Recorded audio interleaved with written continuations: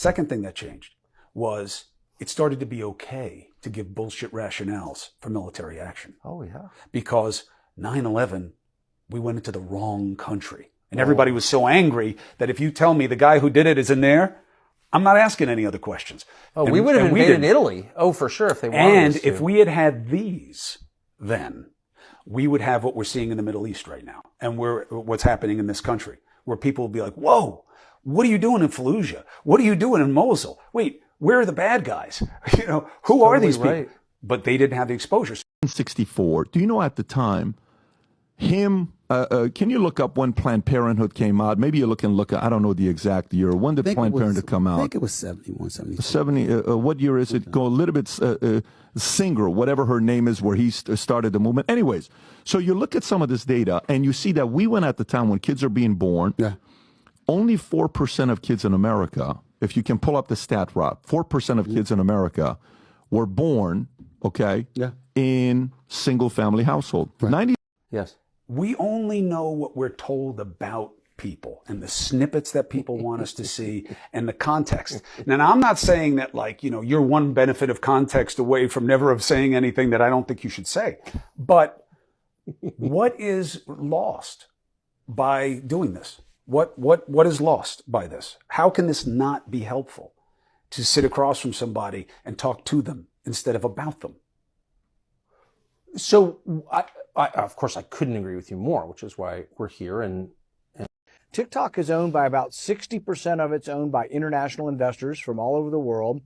20% is owned by the two Chinese software engineers that created the app. And 20% is owned by the employees of TikTok, which 7,000 of them are Americans. So there's a significant nexus of Americans in the ownership. And then there's a significant nexus of Americans using this. And they say, oh, well, the Chinese government owns it. It's just frankly not true. Now, the company that owns TikTok also owns something like TikTok that is censored, and the Chinese let that be broadcast throughout China.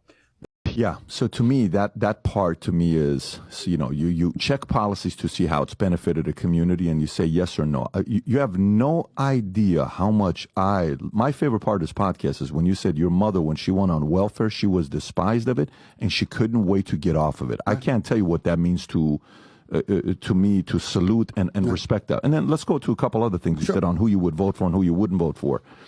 You said John Kasich. He was a centrist. I think he was an independent. I don't think he was a Republican, but I think he was centrist. A conservative.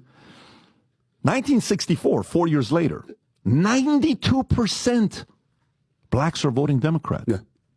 Lyndon B. Johnson's civil rights legislation. So what happened there? Maybe give a little bit of the history of Goldwater, you know, Lyndon Johnson, what he did.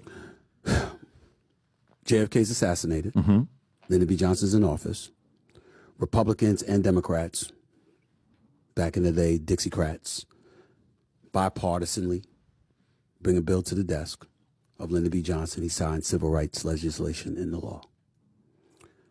According to whatever reports you believe, Lyndon B. Johnson says, we bring this legislation, we sign this legislation into law, we'll have the Negroes voting for us for the next 50 years.